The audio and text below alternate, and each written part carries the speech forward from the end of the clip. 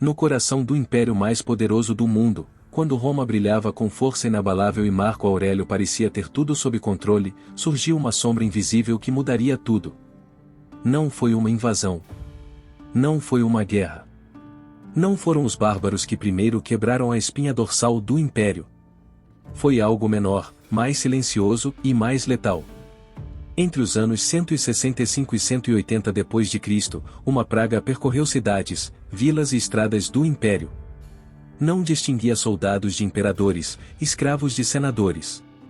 Em apenas alguns anos, desapareceram entre 5 e 10 milhões de pessoas.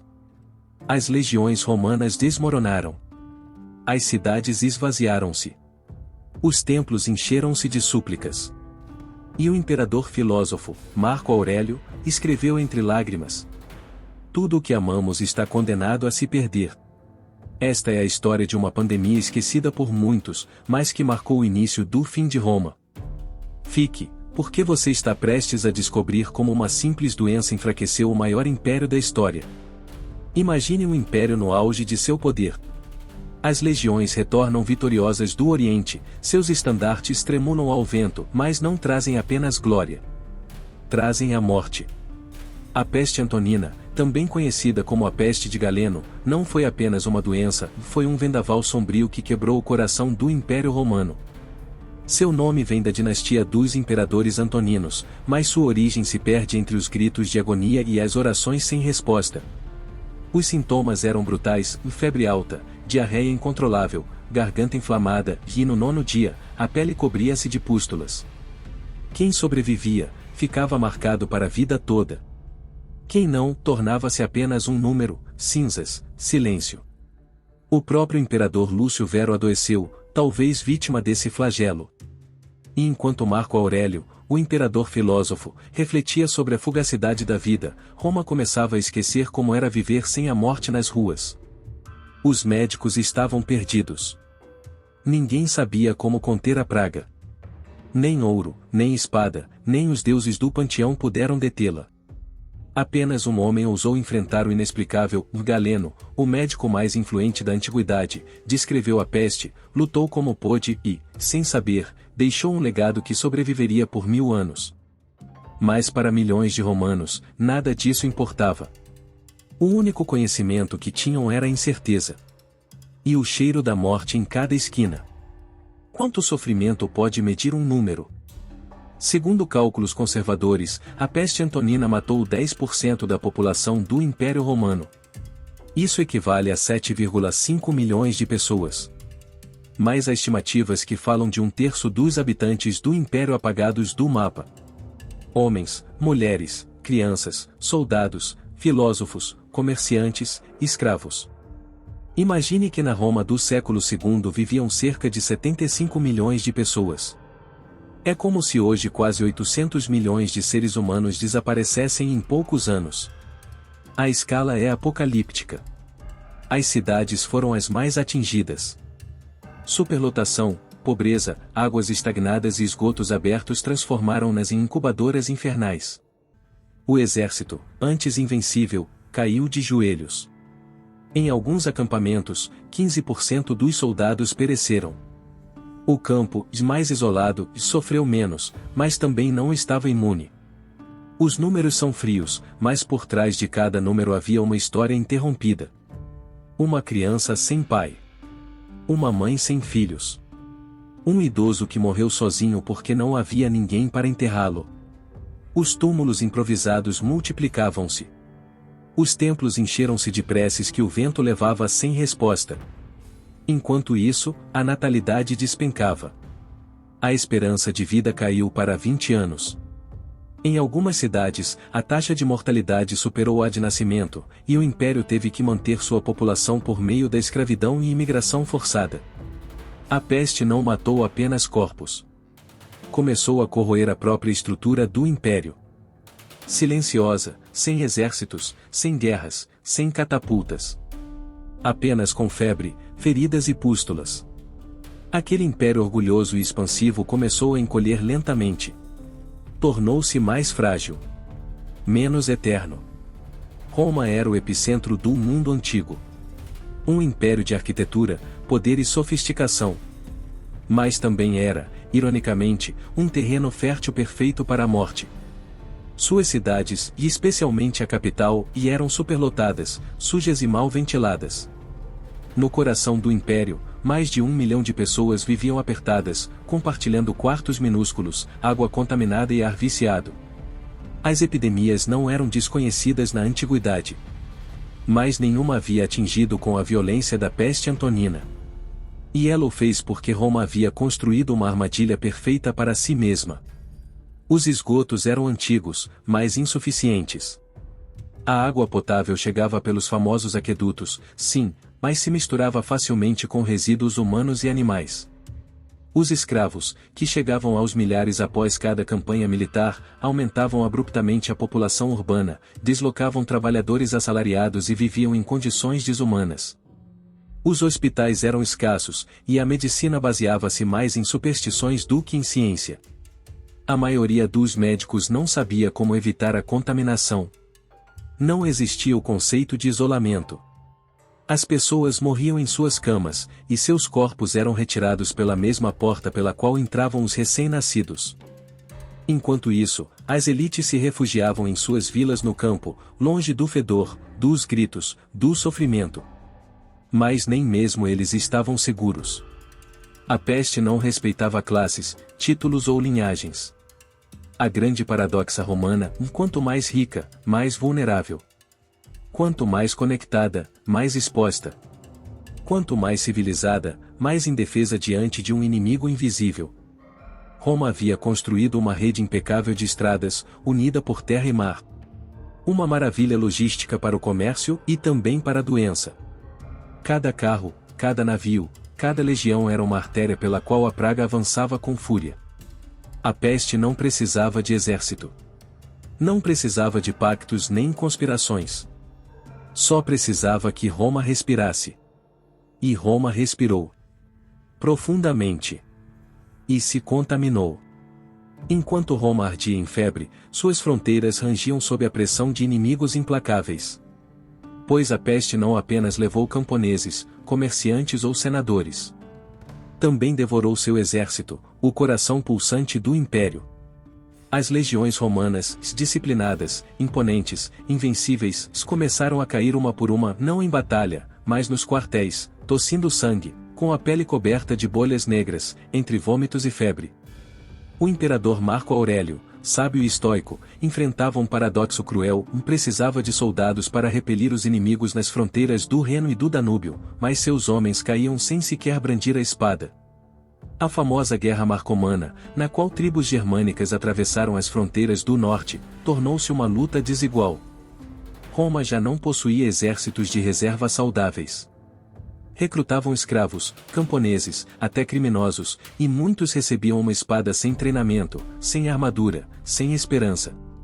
As fileiras se encheram de homens desesperados, e os estandartes das legiões, que antes representavam a ordem do mundo, começaram a desmoronar como a própria civilização. Ainda assim, Marco Aurélio não cedeu. Ele carregou o peso do império nos ombros enquanto escrevia em seu diário, meditações, reflexões que revelavam a dor de um homem tentando conservar a razão em meio ao colapso. Mas nem sua filosofia nem sua coragem foram suficientes para deter o inevitável. A máquina de guerra mais perfeita da antiguidade enferrujava por dentro, corroída por uma doença que não conhecia fronteiras nem piedade. Roma permanecia de pé, mas seus alicerces tremiam. Pois a guerra não estava fora, estava dentro. Nos pulmões de seus soldados. Nas tosses que se tornavam suspiros finais. Nos acampamentos silenciosos, onde o inimigo era invisível, mas letal. Quando as orações não bastaram, e os deuses permaneciam em silêncio diante dos templos cheios de cadáveres, Roma recorreu ao último recurso, da ciência, ou o mais próximo dela que existia no século II. Foi então que surgiu Galeno, o médico mais brilhante de seu tempo, chamado às pressas para a capital pelos imperadores Marco Aurélio e Lúcio Vero. Nascido em Pérgamo, uma cidade grega onde templos se misturavam com bibliotecas, sua mente era uma rara combinação de conhecimento anatômico, lógica filosófica e compaixão humana. Mas mesmo Galeno, com todos os seus tratados e dissecações, enfrentava uma escuridão para a qual não havia nome nem cura. Observou, escreveu, comparou sintomas e documentou um padrão que incluía febre, dor de garganta, diarreias violentas e, no 9º dia, erupções cutâneas com pústulas. Muitos acreditam que tenha sido varíola. Outros dizem sarampo. Mas na época, era simplesmente a morte com outro rosto. Galen fez algo que poucos médicos de sua época ousaram: separou os doentes dos saudáveis, ordenou que lavassem as mãos e promoveu medidas rudimentares de contenção. Para nós, são óbvios. Mas para o mundo romano, eram atos revolucionários. E ainda assim, ele próprio sabia que seus esforços eram uma gota em um mar escuro. O conhecimento médico era limitado, as superstições abundantes, e os recursos escassos. Mesmo assim, seu legado transcendeu a tragédia. Seus escritos sobreviveram mais que o próprio Império Romano, e por mais de 1000 anos, a Europa continuou ensinando medicina à luz de suas palavras. A peste não poupou ninguém, mas Galeno resistiu como um farol fraco na neblina, documentando o terror com a pena de quem entende que conhecer, mesmo sem curar, é o primeiro passo para a esperança. A peste antonina deixou não apenas corpos nas ruas, deixou números ausentes nos censos, fazendas abandonadas, oficinas paradas e uma rede comercial quebrada. Embora as estimativas variem, os cálculos mais aceitos indicam que 10% da população do Império morreu, ou seja, cerca de 7,5 milhões de pessoas. Mas esse número é apenas o começo do desastre. Nas cidades, onde a pobreza se acumulava sob telhados mal ventilados, a mortalidade chegou a 15%. O exército sofreu um desgaste ainda mais brutal. Em contraste, nas áreas rurais isoladas, a peste teve menor impacto, mas isso não foi suficiente para sustentar a estrutura do império. Roma, que havia atingido um pico populacional de 75 milhões de habitantes, nunca se recuperou completamente. A queda da taxa de natalidade, a alta mortalidade infantil e a destruição das rotas comerciais criaram uma tempestade perfeita. Para piorar, a migração forçada de escravos trazidos pelas campanhas militares, muitos deles doentes ou imunologicamente vulneráveis, agravou a situação. A própria cidade de Roma, que já abrigou mais de 1 milhão de almas, começou lentamente a se afogar em sua própria glória decadente, sem população ativa suficiente para sustentar seu tamanho. Foi um declínio silencioso, imperceptível no dia a dia, mais devastador nas décadas seguintes. Como se a peste não apenas matasse corpos, mas rompesse as artérias vitais de um império que se acreditava eterno. A peste antonina não apenas levou vidas, levou a alma de uma dinastia. Nos primeiros anos da epidemia, Marco Aurélio e Lúcio Vero governavam como co-imperadores. Ambos foram educados na virtude estoica e no ideal do rei filósofo. Mas nada na filosofia os havia preparado para um inimigo invisível que sangrava o império sem espadas ou exércitos. Lúcio Vero morreu em 169, supostamente vítima da peste. Marco Aurélio, abatido mais firme, governou sozinho até 180. Seu reinado foi o último brilho dos 5 bons imperadores. Mas sua morte não marcou apenas o fim de uma era, mas o início de uma tragédia. Ele foi sucedido por Cômodo, seu filho biológico, um jovem caprichoso, cruel e desconectado do ideal filosófico de seu pai. A peste, ao levar milhões de súditos e soldados de Roma, também enfraqueceu o sistema que poderia controlar um tirano. Cômodo foi o oposto de um imperador virtuoso. Ele se acreditava a reencarnação de Hércules, lutava na arena como gladiador, vendia cargos públicos ao maior lance e cercava-se de bajuladores e traidores. Seu governo foi tão desastroso que muitos historiadores afirmam que a peste abriu a fissura, mas foi Cômodo quem a quebrou completamente. Quando foi assassinado em 192, a dinastia antonina chegou ao fim. E com sua morte começou a guerra civil, a anarquia militar e o longo declínio que levaria ao colapso do Império Romano do Ocidente. Foi a transição de uma idade de ouro de sabedoria, expansão e ordem, para uma era de incertezas, conspirações e ruína. No meio da escuridão que envolvia o Império, uma figura se ergueu como testemunha, cientista e sobrevivente, Cláudio Galeno. Nascido em Pérgamo, foi chamado a Roma pelos imperadores Marco Aurélio e Lúcio Vero justamente quando a peste começava a devorar a capital. Galeno não apenas presenciou o desastre, mas documentou com precisão as manifestações da doença, descrevendo sintomas como febre alta, diarreia, inflamação na garganta e erupções cutâneas com pústulas. Sua obra médica, escrita durante e após a epidemia, é um dos pilares mais importantes da medicina antiga. Embora seu conhecimento fosse limitado pelos padrões modernos, Galeno foi o primeiro a separar os doentes dos saudáveis e a recomendar a lavagem das mãos, séculos antes do conceito de contágio bacteriano existir. Para muitos historiadores, Galeno foi o primeiro médico da história a enfrentar uma pandemia massiva com abordagem sistemática. Seu legado perdurou por séculos. Seus livros foram estudados por mais de 1000 anos na Europa e no mundo islâmico. Mas ele também foi testemunha de algo mais, do choque entre a ciência e as superstições de uma civilização em crise. Enquanto Galeno analisava os sintomas, muitos em Roma ainda acreditavam que a peste era um castigo dos deuses. Assim, entre cadáveres, orações e tratados médicos, Galeno se tornou um símbolo do conhecimento enfrentando a morte, em uma era em que razão e fé tremiam ao mesmo tempo.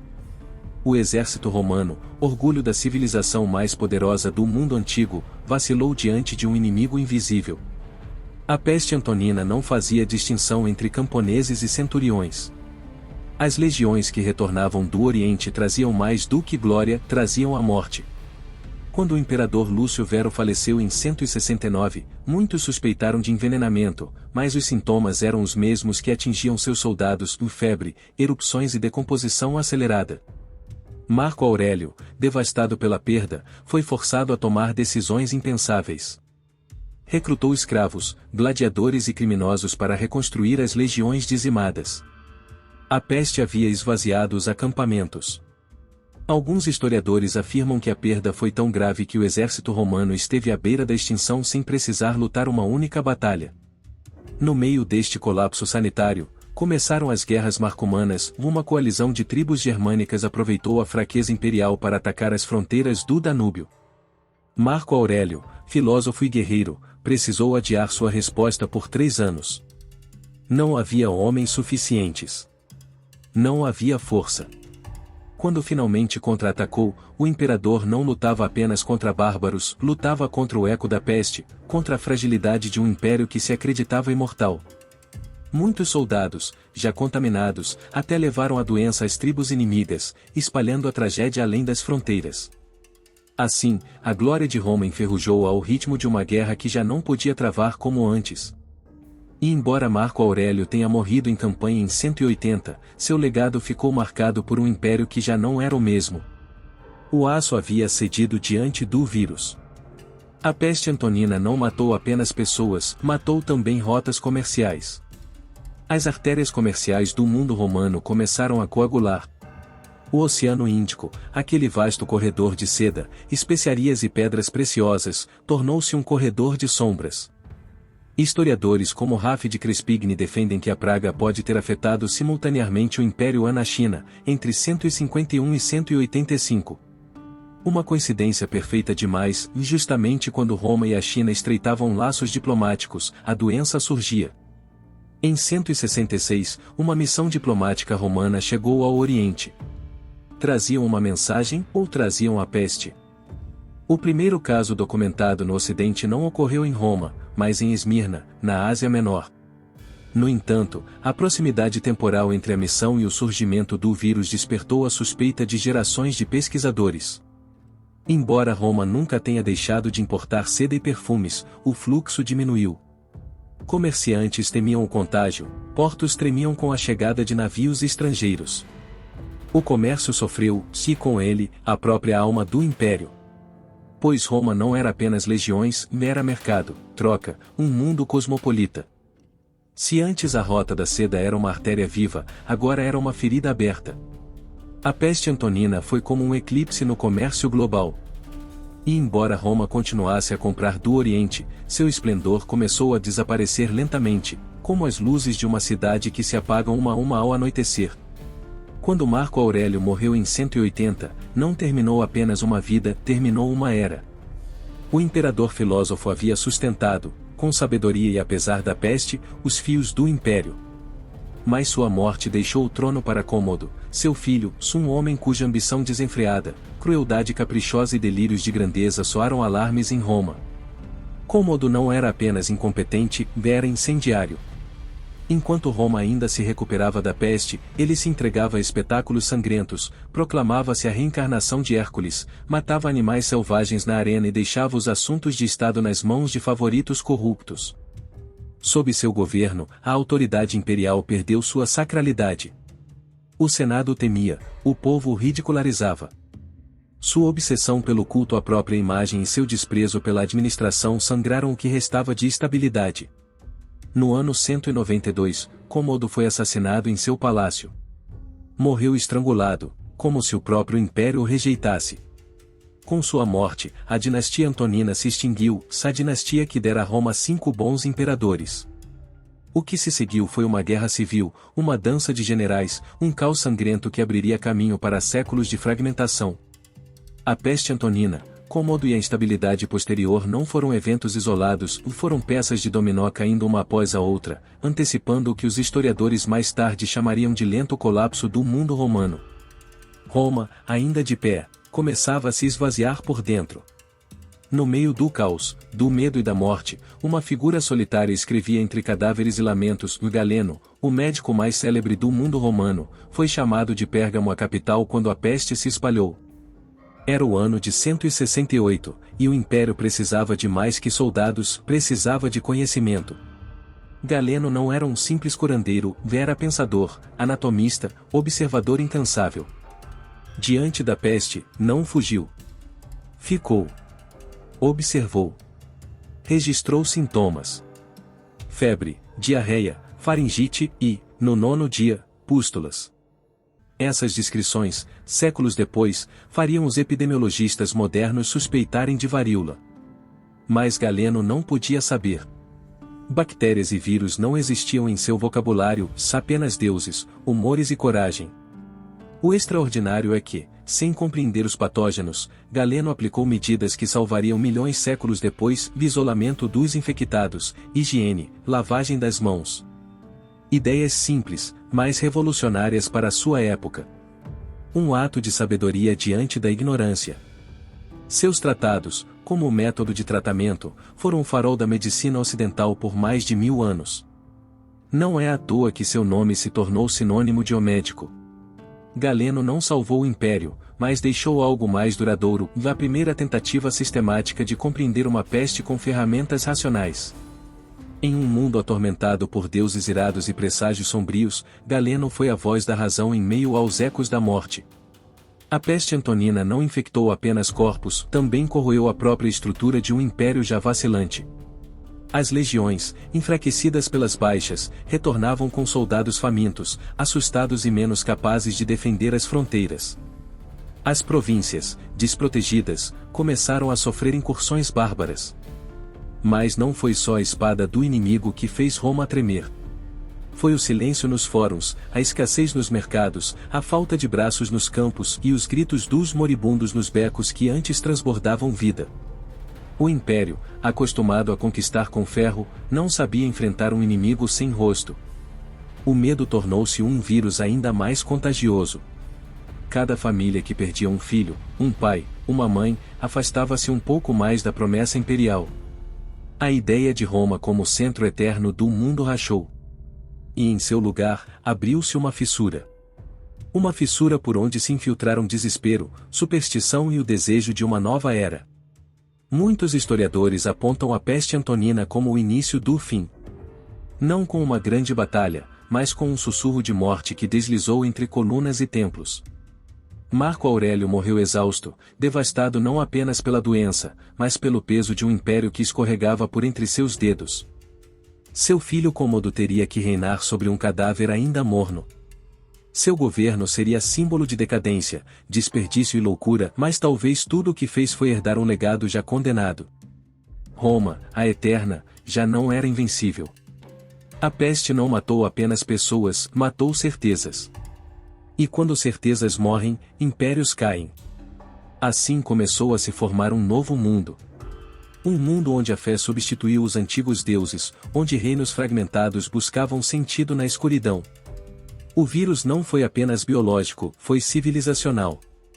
E embora Roma levasse séculos para cair por completo, a peste antonina foi sua primeira fissura irreversível. Uma fissura aberta pela mão invisível da morte.